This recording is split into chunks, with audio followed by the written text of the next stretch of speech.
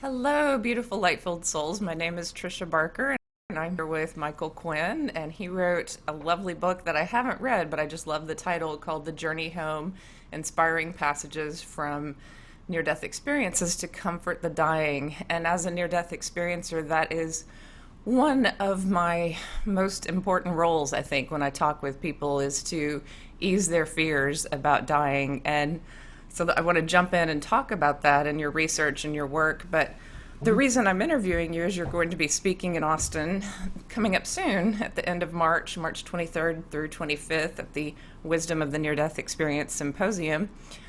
Are you going to cover a lot of the information in this book? What I do is, no one wants to listen to somebody just stand up and read. Okay, Yes. so I sort of give a background as to how we got to the point of. In fact, I'll just for your listeners, I'll just hold up the Yay. book. Okay, it's a very. I'll get into that specifically as to how it came to that format, but we'll talk about how we got to the point of writing a book like this. And I think that's part of the story which mimics and echoes much of what you just said, how people relate to you as a near death experiencer relative to that aspect of fear which many people have at that point where they're about to transition. And helping to eliminate that fear is just an enormously important thing to consider when a person is about to experience the most sacred moment of their life. Yes. In fact, in Austin, there was a young woman who video recorded my talk about my near death experience, and I was sent back to be a teacher, and this woman was dying, and she Mhm. was like a couple of weeks away from death, and she viewed my testimony and wrote me the sweetest letter that it meant so much to her that a former teacher had gone through, like all the things that I've gone through, and she really related to me. It made me feel so good. Like if I told my story just to her and helped Right. her, then it's so worth it. Just think how many people have heard your story, Tricia, that you will never hear about. Okay, that Yeah. is creating a legacy for you, which is just majestic and magnificent. And so, how did you get involved in interviewing near-death experiencers and figuring out this journey? Actually, we don't interview Oh, near-death experiencers. To keep in mind that, well, let me start. Okay, my wife and I have been hospice volunteers for about 18 years. right. And I had read Dr. Moody's book Life After Life many, many years ago and loved it. And so what we would do is and most of our patients were homebound patients. So we would make photocopies of interesting near-death experience passages and share Mm. with people who were terminally ill and their family members as a means to help them overcome some of the fear that they had. And we found that it was very much appreciated. And then so we thought, well, gee, okay, we'll go online because we know somebody has written a book like this just for hospice patients, and we'll buy those books and give them to our patients. And so we went online and couldn't find anything, and so we emailed a handful of famous near-death experience researchers, including Dr. Phyllis Atwater. Hmm. And she got back to us, and her email response to us was very short and sweet. She said, "The book you are looking for does not exist. That's why you must write it." I love that. It was like a divine intervention. Well, okay, that's what we'll do then, and that's what we did. How And beautiful. And really, what are some of the stories that, if you don't mind sharing, like where you've seen people switch their whole attitude from one of fear to one of acceptance and awe about the process and really beauty? well, what's interesting is that there's a saying that people usually die the way that they live.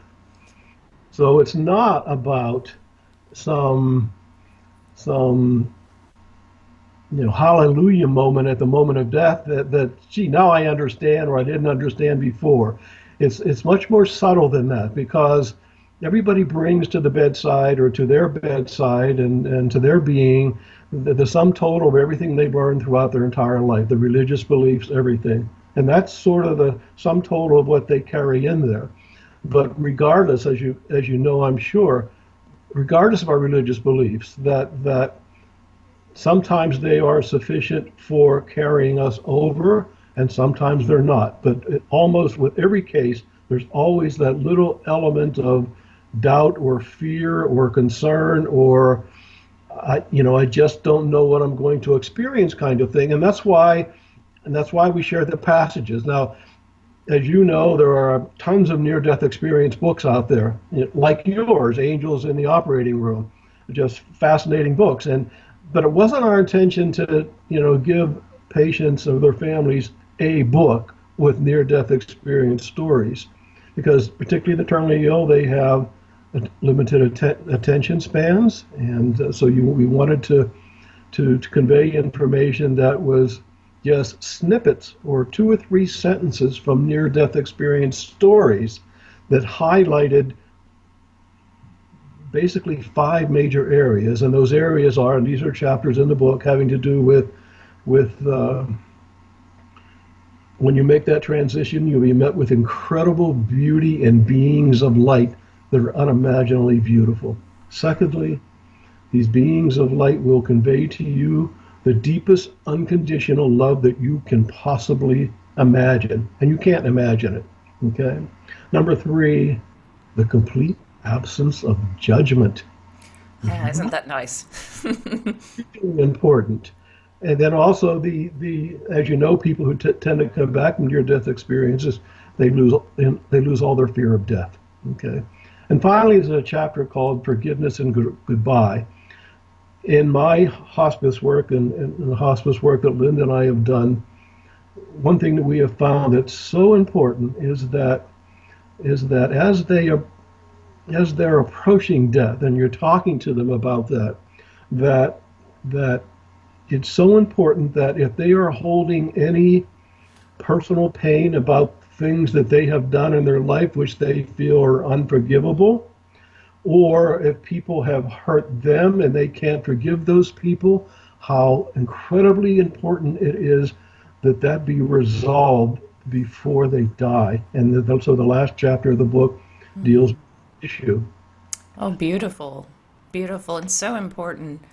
I love how you break that down into those 5 sections. And my book isn't actually out. It's a little bit different from a lot of near-death experience books because I'm a English professor and I love memoirs. So I wrote something that's along the lines of like Wild or other memoirs where the near-death experience is just part of my personal journey as a human being. And since I came from a really abusive family, forgiveness was something that I had to continue learning even after the near death experience and setting boundaries with what I can tolerate and what I can not tolerate from how people treat me and treated me and my family. So that forgiveness was like whole and complete on the other side, but back in form and back in this body and back, as me, I still had to journey through a whole lot and learn a lot. But one of my missions was to help all these kids in Mhm. public schools who came from broken families or neglectful families or painful situations, far more painful than mine. Mhm. And that beginning that healing process early on, I think allows for a much more easy life. And then like just this, and I'm at this place now where I just send love and light and complete love to anyone I've ever known, that I may not know them personally or interact with them, but I want nothing but the best, for everyone. And being in that state of forgiveness while alive, oh my God, there's nothing better. It makes that transition, I'm sure it will make that transition so much easier. So, I'm a big fan of Carolyn Mays, who is an intuitive healer, and she says forgiveness can be one of the hardest things to accomplish in your life, but when you do it, it will be the most satisfying and uplifting thing you've ever done in your life. And yes. so it overshadows everything else if you can't forgive. Yes, and if you can, then you include so many more people into your world because you feel everything that everyone has gone through, to larger and smaller degrees, and they're included in your forgiveness. So that oneness with everyone is such an amazing experience to Right, embody, while in form. But you're right. right. Let's go back to those 5 chapters. So Do people in hospice, and I know that they do, sometimes begin to see the angels or talk to you about the beings that are already there? The actual first chapter of the book is called Nearing Death Awareness. That is what most hospice staff and volunteers are familiar with. It's what happens as that veil begins to come down between this world and that world, and that's what most of us, as particularly I've been doing it for 18 years, I've had a lot of those experiences of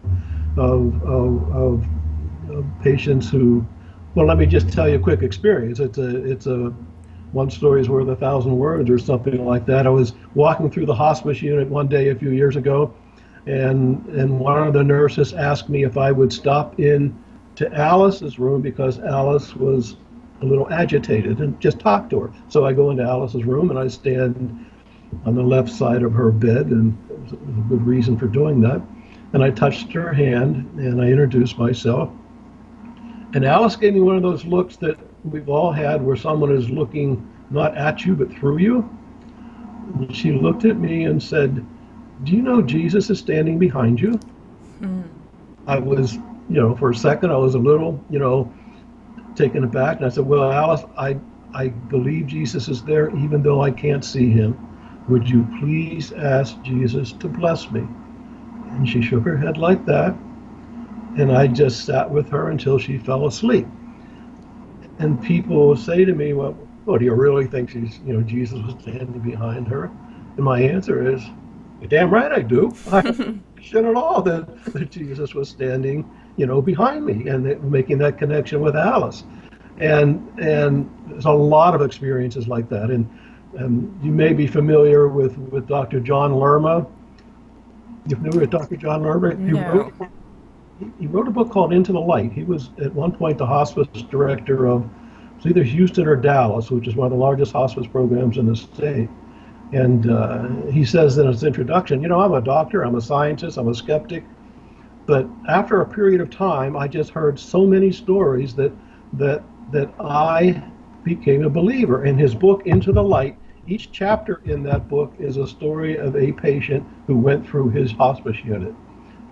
I One of the best books I've ever read. I recommended it to our local hospice medical director. She bought a copy for all the staff people. It is just, you can't read that book without coming away with realizing that as we approach death, we are never alone. Even Lerma says that in his book that within 72 hours of somebody about to pass, that the angels and loved ones will be with them 24/7. So Yes. ultimately, there's no such thing as anyone ever dying alone. That, Yes. that they're always there. But Yes. but he talks about people who, and the patients, as that veil comes down, they can see them. They talk to them. His first chapter is one of my favorite. It's a little 9-year-old boy with a brain tumor, and he's completely blind.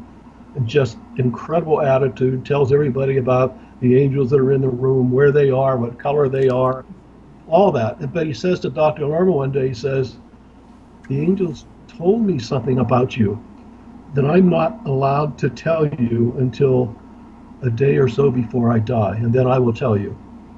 And so it gets to the point where he gets a call that this little boy is about to die, and he goes into the room, and the little boy tells him what the angels told him.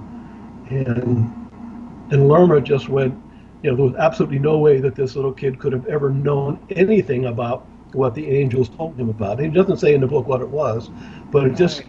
an example of how the nearing death awareness thing is. Again, it's to me it's a divine gift. It says, okay, before you make your transition, I will be with you, okay, and I will. And if I could tell you another quick story, and Oh yeah.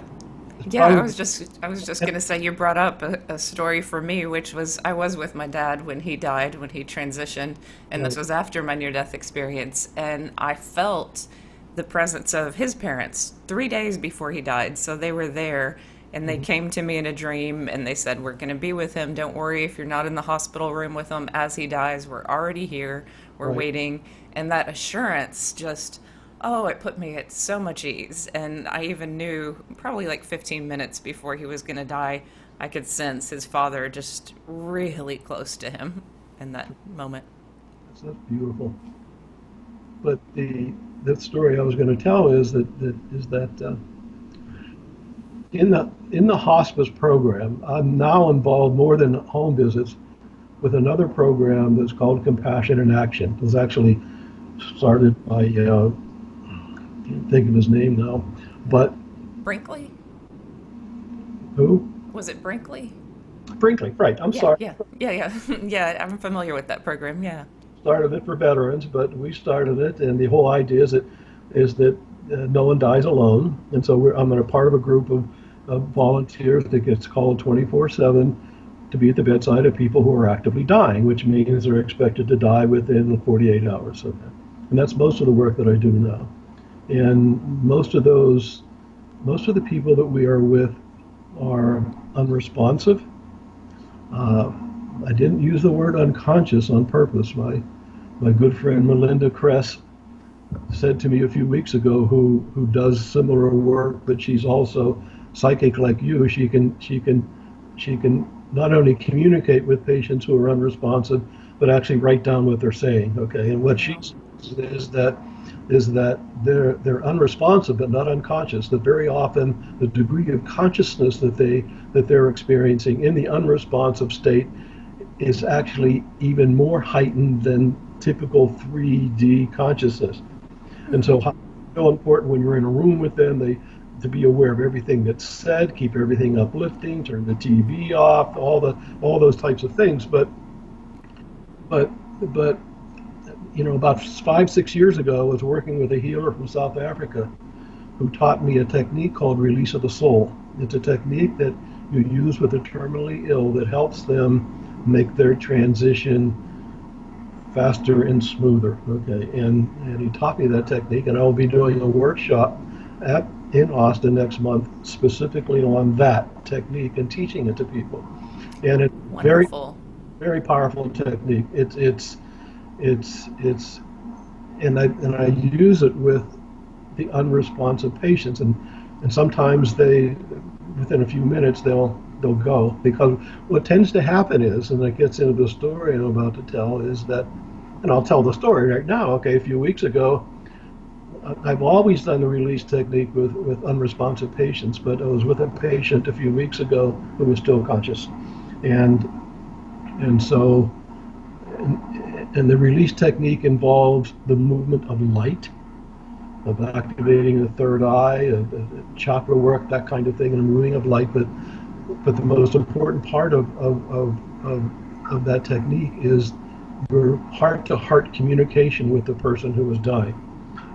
I teach hospice volunteers, and one of the things I teach is how you do that, how your heart can speak to that person's heart, and how very, very real it is, and learn to trust that you have the ability to do that, and that they're experiencing it. But this particular patient a few weeks ago was still conscious, beautiful blue eyes.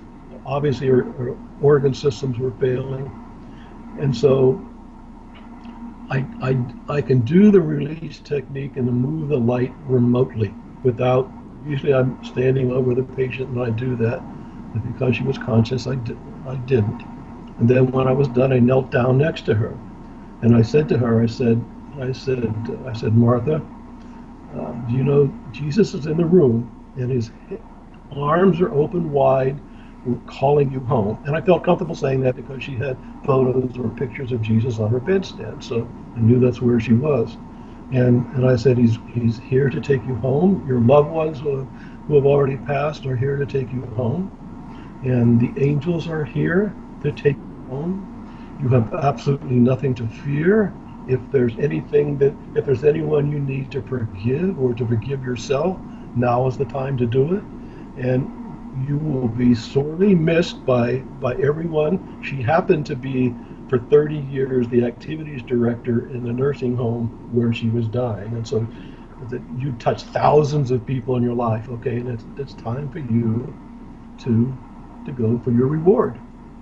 And then when I was done saying that, I said, Martha, do you understand what I just said?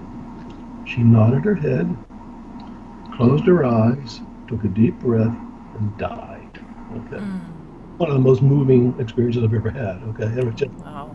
like how to be to be honored to be in a position with someone's most sacred moment and assist them with making that transition is just or beyond words. I just can't. The gratitude that I have for this kind of work is just enormous. So, Beautiful. anybody who's listening, often people will say, "Oh, you're a hospice volunteer. That's great. Well, I could never do that."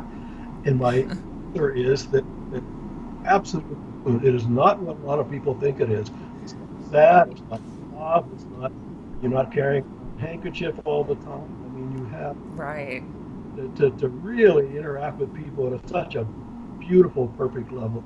I encourage everybody to consider, doing hospice work. Yes, what you talk about the heart to heart communication is lovely. And a friend of mine knows that technique. She's told me about the technique that you're describing and how she has helped different family members in her family transition in that way. But what a great workshop to teach people to But learn. And you can learn it in a few hours.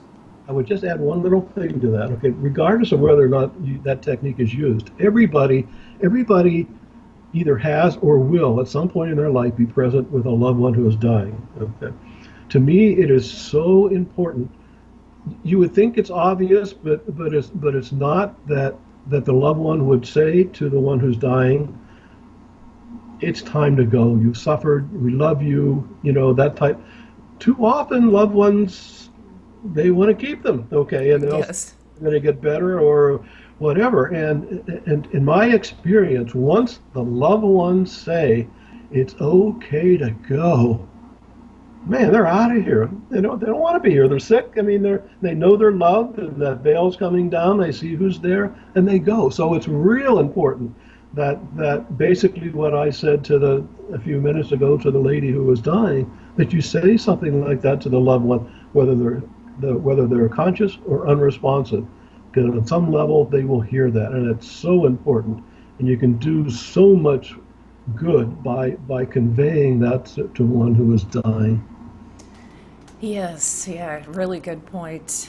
I uh, I want to come back to how you broke your book up into the five chapters or Oh, the five different sections because that is just so lovely. So that non-judgment hmm aspect is so amazing because once you're no longer, I know that once I was no longer attached to this form, why would I judge anything? Because everything that, you know, becomes something that we judge is because we are who we are. But the minute we leave this form behind and we see into the minds and consciousness of other people, then we see how it all works together and how we're a greater there's a greater oneness. So what is it that people need to learn at the end, or what do you think that that message from the near-death experience does to give people peace near the end of their lives? Let me give you another example. Last year, I was at the Austin conference, and a lady came up to me and she said, "I was here the year before, in 2016, and I've got your book, and I read it, and I took it home, and I said to my husband, I think you'd really enjoy reading this." He said, "I have absolutely no desire to read anything like that." Okay. She came up to me last year and said, "You don't remember me, but I was here last year, and I got this book, and I took it home and I showed it to my husband. He wasn't interested." But she said, 6 months later, my husband came down with terminal cancer, and he remembered that I had offered to show him that book, and he's in the palliative care unit. He's getting ready to go, and he asked his wife to read the book to him. Oh, And she said, and I was reading the book, and at one point I looked up and his eyes were closed, and I realized he had died. wow. He had died while she was reading the book to him. And it was just, it's those kinds of stories that, you know, it's just so uplifting, and it just makes, it's funny because, I've written three other books, okay, and it's hard, it's there's a book that I wrote that I want to mention later. It's called Whispers from the New Paradigm, and it has to do with near-death experiences that are beyond what we talk about in the journey home. As you know, there's a whole bunch of other kind of experiences that were not appropriate for someone who is approaching death. We want everything to be uplifting, talk about the lights, the being, non-judgment, and the forgiveness and all of that, and that was what's most important. And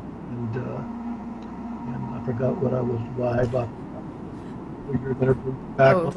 I did just want to say, like, in response to that story that you told, I could feel the peace that he must have felt in hearing your story read It's aloud to him. He just felt like, okay, I can go. I understand. So that, I think, in a sense, she gave him that permission to go simply by it's reading it. saying how difficult it was to write the other books is this.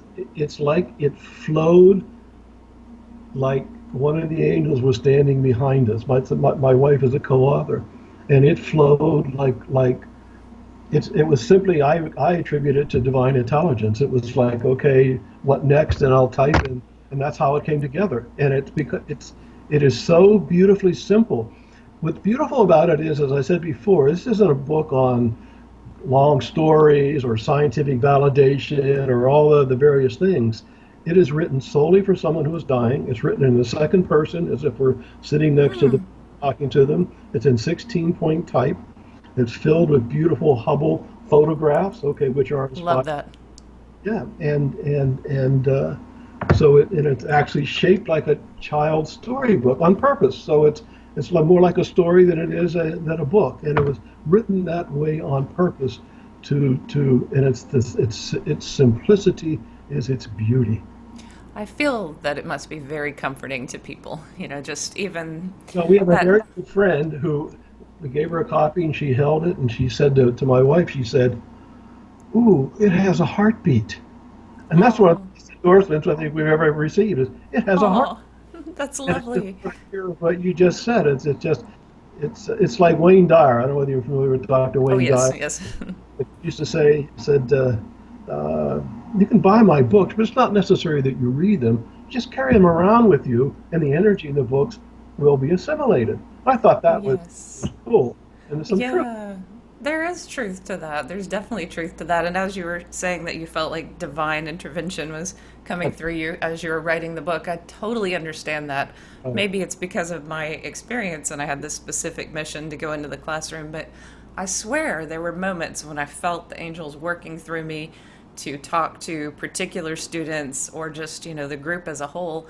And I honestly just opened up before classes. I'd go to the bathroom and before teaching, I'm like, all right, if you want to work through me, go ahead and work through me.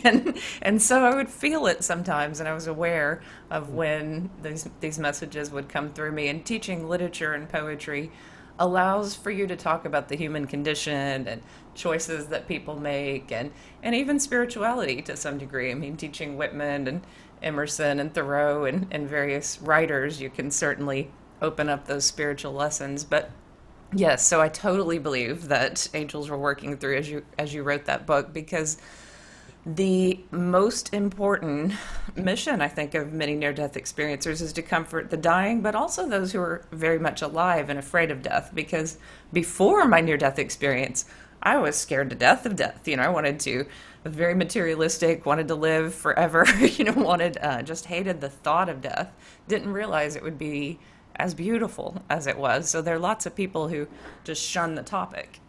we say in the book, we actually quote Dr. Ritchie, I forget his first name, who says the real significance of the near-death experience is coming back with the reality that the life that we have here on earth, whether we live another 5 days, 5 years, 50 years, must be lived with sacred intensity and purpose. And that's Yes. the message is that life is so precious and it's so short. You need to remember how important it is that you do everything you can to make the best use of the time that you have. And of course, as you know, and I've never had a near-death experience, but I know how so many of you folks, you come back and your life changes dramatically, but you also tend to be more in service to others rather than to yourself. And Yes. how beautiful and important that is.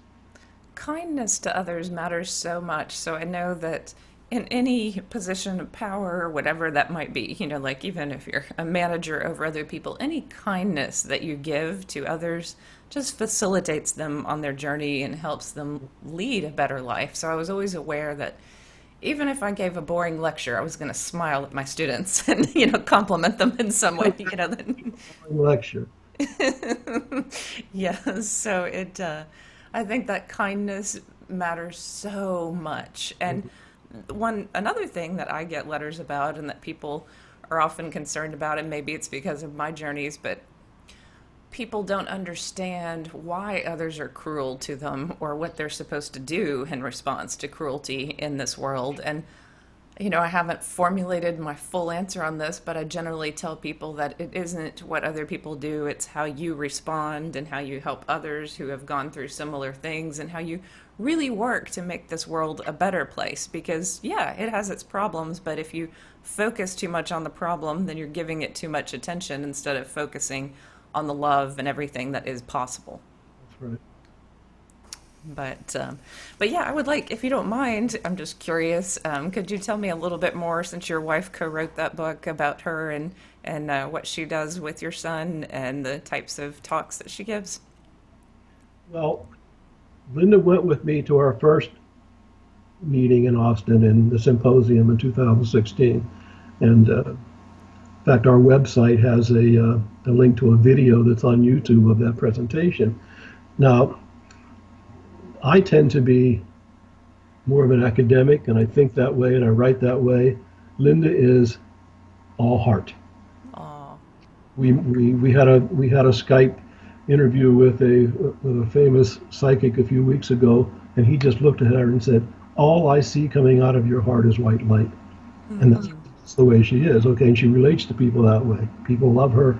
It's just it's how if you walk into a room and there's nobody in that room, but the person who lives there is one who is a beautiful exponent of reality. You can feel it in the room, and that's what she gives off. Okay, but it was interesting because Derek, our son, is 28 years old, and when he was conceived 28 years ago, it marked an incredible change in Linda's life. And by change, I mean all of a sudden these beings of light would show up, sort of the Star Trek beam me up Scotty kind of lights. They would show up at any time that she was feeling sadness. She got the gift of hands-on healing.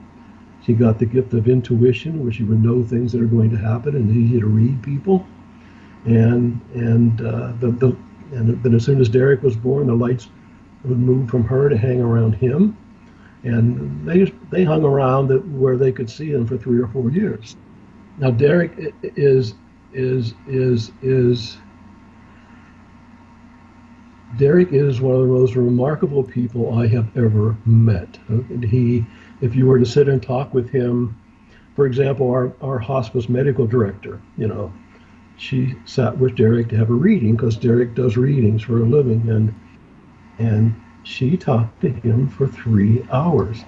She was so blown away that she had all her family members get appointments and come to talk to Derek. And he has that. He's not the kind of he hates the word psychic. He's not the kind of reader where somebody says, "Well, should I get married or shouldn't I?" right. Okay, it's teaching you how to, based upon what he perceives, to make those decisions yourself, to become Yes. empowered. It's so important. Exactly. Yes. That we all have that ability to listen to our guts and our intuition, and we just talk ourselves out of it, but we know. And I think that that's the greatest gift that we can give others, is just to empower them. So that's wonderful.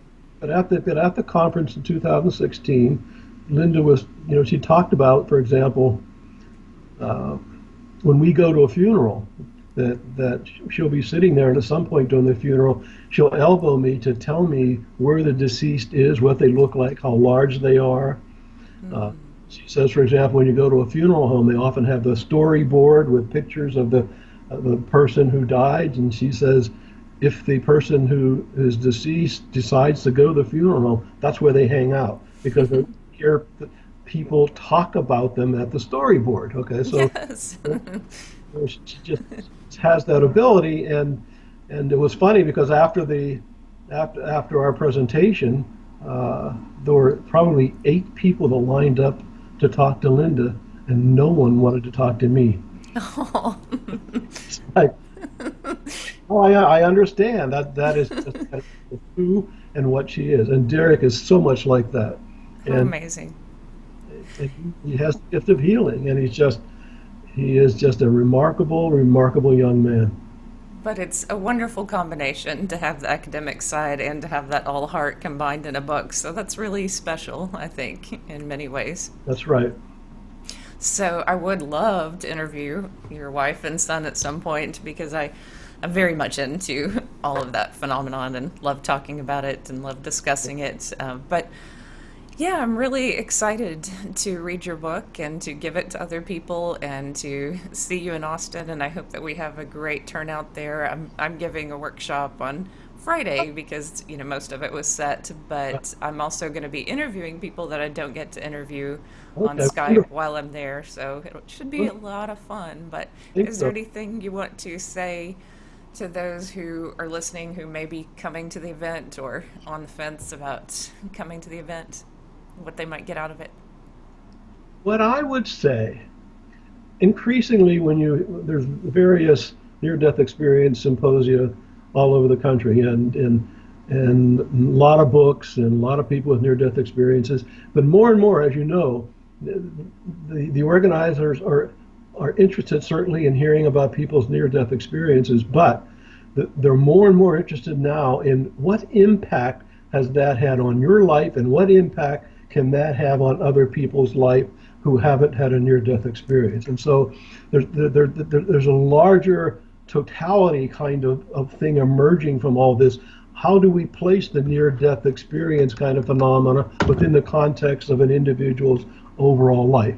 That is actually what I enjoy talking about the most. Me too. For example, in Yes. the book that I held up before, it talks about, for example, people coming back and all of a sudden the reality of reincarnation is true. Okay, there's just no doubt about it. The reality that we live in a universe that's populated by billions of civilizations is a reality. And what does that mean, therefore? Because we become so immersed in our everyday lives and the things that we do, and we don't stop to take a look at a bigger picture, which says we are part of a much bigger picture, but yet an important part of that picture. And and and and and I talk about how we can get lost in the idea of, for example, I use the example. This is fun. Okay, here's a ball that my cat plays with. Okay, imagine for a second, Tricia, this is the universe. Okay, and you are going to make a trip across the diameter of the universe to go from this side to the other side. Okay, you don't know how long it's going to take, but I'll tell you. Okay, it is going to take traveling at the speed of light in the spaceship. It'll take you to get through here to the other side. Will take you at the speed of light, which is 6 trillion miles a year. It will take you 120,000 years. You find that amazing? Of course. It's, it's, it is not true. Okay. What I just said to you is it'll take 120,000 years for you to travel the diameter of the Milky Way galaxy, our galaxy. One galaxy. How many galaxies are there? The latest estimate is 2 trillion. Carl, Carl, Carl Sagan said there may be as many, he thinks, a million sentient civilizations in the Milky Way galaxy alone. Now take a million and multiply it times 2 trillion. You get a sense of that there is a dance going on there that is so incredible. About a year ago, I don't know whether you're familiar with Matthew Kahn, but he said something which I thought was just so profound. He said, "We are awakening from a reality where spirituality as a paradigm is used for problem solving to a new paradigm where spirituality is a means to explore the never ending ecstasy of our own true divine nature." Love that. Beautiful. And it mirrors Perfect. the experience that you had, that we are literally divine beings. And it's so hard for us sometimes to accept that reality, but it's true. If, I sometimes I quote Genesis chapter 1, verse 26, where God says, "You, Tricia, I made in my image and likeness. I don't think your name's in the Bible, but the essence is there. I made you in my image and likeness. This creator that made a universe which is so unimaginable and so majestic that rather than being small motes of dust floating in outer space, we are an integral part of that whole picture. And we live for an eternity. We dance on the stage of creation for an eternity. And so we have so much more to explore. And what a vista that presents. And so many near-death experience people like you come back with that sense of awe that I can't use words to explain what it is I experienced. It is just beyond words. And those are the kind of feelings I try to engender in people. One thing that fascinates me is the near death experience is just a piece, but what people experience after death Or, fascinates me. So I've asked my dad a couple of questions because I started talking to him about 5 years ago, and I said, how is your life review different from my life review? I had a really quick one, and he showed me that his was very extensive, and he had to review all the different choices that he made. And then I felt him in this faraway place, and I said, what's going on? And he's like, I'm in universe school. And I laughed. But I got this sense that he was understanding so much more than we could possibly comprehend, that he was learning from the cosmos and from the universe and from God way more than his individual life or this human life, that it was so much more expansive, as you're talking about. And so he felt very far away at that time, but he wanted to come back, and he wants to come back and reincarnate. And so I knew that that was part of his journey, is to learn as much as possible and then return and do it differently. that's right. Yeah, very beautiful. Yeah, yeah. So that we'll talk a little bit more about that book. How did you break that book up? The one that you Well, it's very different. It's I use near-death experiences to validate various points that I make in the book, and having to do certainly with reincarnation, certainly with the size of the universe. There's a great chapter in there on that. And I talk a lot about religion and the whole idea of God and how our perception of God is our perception of God is like St. John of the Cross described his seminarians. He said the seminarians, when they come in, they think of God like little children think of God. They speak of God as little children do, and they feel and they experience God as little children do. And it's his role to get them to the point where they understand not only the essence of their divinity, but how that divinity meshes and merges in union with the Creator, that there is indeed no separation. Like Meister Eckhart once said, the eye with which I perceive God is the same eye with which God perceives me. There's no difference. And exactly. that is, and I just love that, and I talk about that. I also talk about a near-death experience, which has to do with people who go to the other side and they see what they perceive as God, whether it's Jesus or a light being that's God or whatever. And I'm talking about the people who will say to that being at some point, "What's the best religion to practice on earth?" And I'll never forget what was written by one lady who said, "I had a near-death experience, and I met Jesus, and I was talking to Jesus, and I said to Jesus, what's the best religion to practice?" She said, "Jesus looked at me, and I looked in his eyes, and it was like looking into infinity. And he said to me with the most incredible, unconditional love and softness, he said, 'I don't care. All I care about is how you open your heart to be in service to my children.'" I just, and that's hard for some people to accept. I understand that we grow up in a certain modality that says this is the way things are. But if you just think of the universe that I just talked about a few minutes ago and how big it is and how many sentient civilizations there are, if God created us out of love, he created them out of love too. And so to talk about a parochial religion, that this is the be all and end all of everything that God's all about, it's probably a little naive, okay? And I'm not judging, and I understand that people's beliefs are precious to them, but I try in this other book to open the door a little bit that says maybe there's a little bit more you could consider.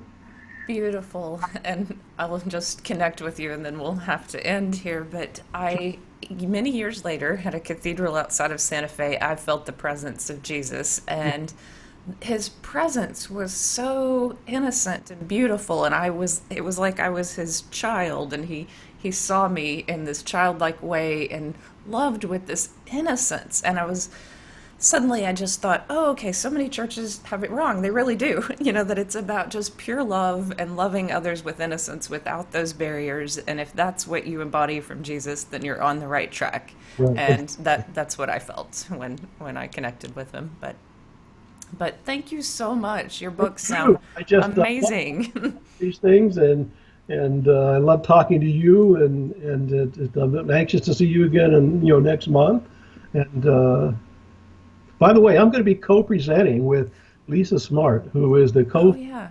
with Dr. Raymond Moody of the Final Words Project, and she wrote a book called "Words at the Threshold: What We Are Saying as We're Nearing Death." And she's just a fascinating person, and we'll be both speaking at the conference at the same time slot, going back and forth. So she would just be wonderful to listen to. Oh, yeah, I'm looking forward to that. Well, thank you again. And for everyone who is listening, I'll put the links to Michael's books and to the conference and to other bits of information below this video. But please subscribe to hear more videos like this one. And thank you for taking time with us today.